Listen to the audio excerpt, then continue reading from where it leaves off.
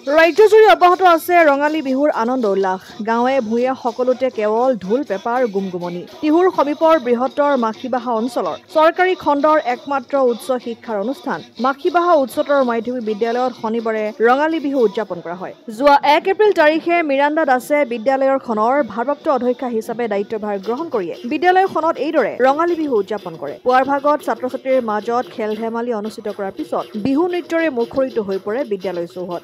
শিক্ষাৰ্থী সকলোৱে এইদৰে বিহু নাচি আনন্দ কৰে। নৱনিযুক্ত ভাৰপ্ৰাপ্ত অধ্যক্ষা মিৰাণ্ডা দাসৰ এনে কাৰ্যক ৰাইজে শলাগ লয়। মই মাখিবাহা উচ্চতৰ মাধ্যমিক বিদ্যালয়ৰ ভাৰপ্ৰাপ্ত অধ্যক্ষা।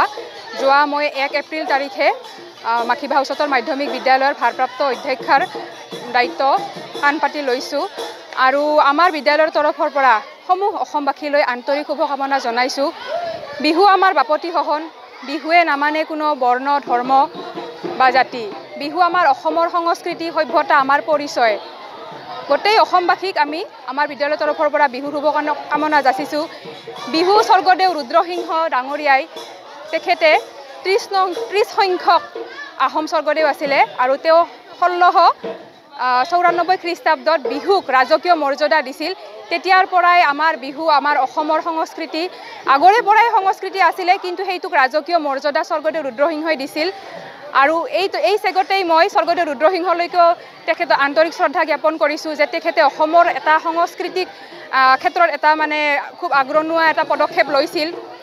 আৰু আমাৰ বিদ্যালয়ৰ তৰফৰ পৰা সকলো শিক্ষক শিক্ষয়িত্ৰী ছাত্ৰ ছাত্ৰী কৰ্মচাৰীৰ তৰফৰ পৰা অসমবাসীলৈ বিহুৰ শুভকামনা যাচিছোঁ। ধন্যবাদ। অসম আদিত্য, নলবাৰী।